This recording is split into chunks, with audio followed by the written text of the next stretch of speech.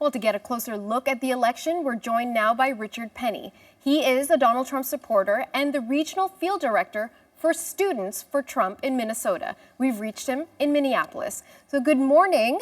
Let's begin with this concern about the election being rigged. Your man, Donald Trump, is saying the system is rigged, they're out to get me. What do you make of these claims? Absolutely. Well, first and foremost, thank you for having me here, Natasha. I'm honored to be on the program. I think this election really is indicative of a lot of people's feelings with the American political system, that in much of a sense, it really is stacked against non-politicians. I mean, you've seen earlier this year with Democratic candidate Bernie Sanders, for example, a lot of people are very frustrated, and a lot of that anger really manifests itself in these anti-establishment candidates. So I think Mr. Trump's rhetoric really is spot on with the way that the American people are feeling right now, as well as the fact that many American people feel that our political system is in desperate need of reform. So, do you ever get tired? Because I'm just guessing here, but I would imagine as a young Trump supporter, you must meet a lot of opposition when you're trying to get people on side. How do you respond? Do you get exhausted by having to constantly defend him? Oh, not at all. Plenty of young people are actually supporting Mr. Trump. Hey, I don't know one young person who's excited to vote for Hillary Clinton, for example. A lot of that excitement and a lot of that energy that a lot of the Trump supporters I have found in American millennials really helps to make up for it. So. Okay, so tell me what drew you to Donald Trump?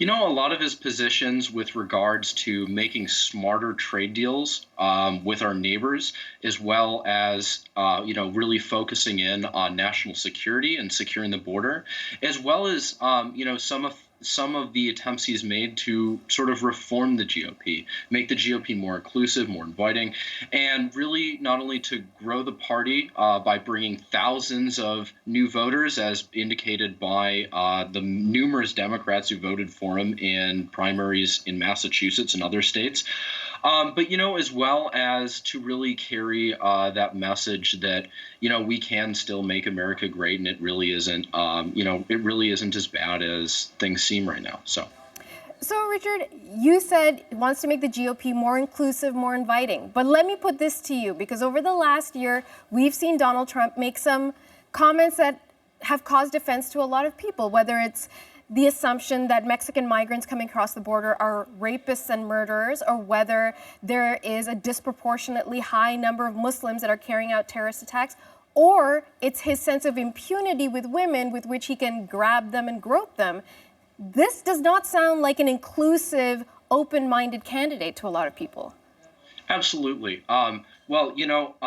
First of all, I'm someone who I personally choose to focus on positive rather than negative. But Mr. Trump, if you look at, for example, data from primaries in northeastern states like Massachusetts, New Hampshire, and Connecticut, he's brought thousands of new voters to our party and gotten a lot of people out to vote who otherwise probably wouldn't be.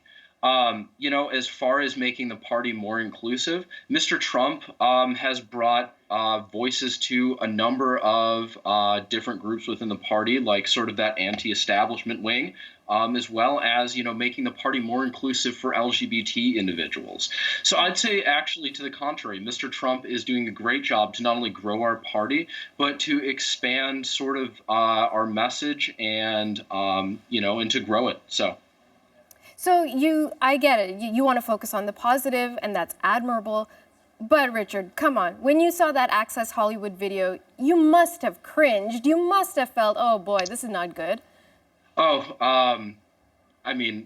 Obviously that's not a positive thing. I think it's not an argument. Because when you look at, for example, somebody like Hillary Clinton who actually does who would defend somebody who has in court who has committed sexual assault, or has really made very clear that she is putting her personal interests above those of the American people, as indicated by the recent WikiLeaks release of her emails.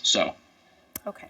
Now, you alluded to this at the beginning, which is this sort of lack of excitement for young people moving forward with this election. Certainly all the polls indicate that millennials could play a huge role in this election.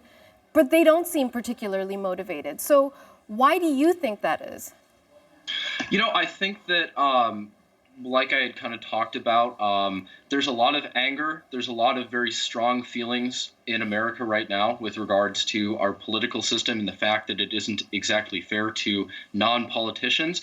I think that, many young people were very excited to get out and vote for candidates like, for example, Bernie Sanders in this election cycle, and really were disappointed by the DNC's choice to put in a career politician like Hillary Clinton. So I think that, with that kind of being said and done, there is only one anti-establishment choice for president of the United States, and that is Donald Trump. So at this stage, we've just got a few days left before election night, and your candidate is trailing in most of the polls. What do you think is the likelihood he's going to be President Trump? I think that this is going to be truly America's Brexit. If you look at days before the vote occurred in the United Kingdom, polls were not indicative of a European Union leave for England. However, when it actually happened, it shocked the world. And I think in much of a sense, that's going to happen with Donald Trump. In my own state, if you look at, for example, in the late 90s, Jesse Ventura, an anti-establishment candidate who ran for governor, was trailing in polls days before the election and came out on top and shocked the world by winning a governor's seat. I think it's possible. I think that in a lot of cases, people aren't comfortable disclosing that they're going to support Mr. Trump when they actually conduct polling. And for that reason, I don't necessarily think it's an accurate way to gauge where the election's going to go. Okay, we'll see if you're right. Thanks so much for your time, Richard. Absolutely. Honored to be here, Natasha, and I hope you guys have a lovely rest of your day. You too. Richard Penny is a Donald Trump supporter and the regional field director for Students for Trump in Minnesota.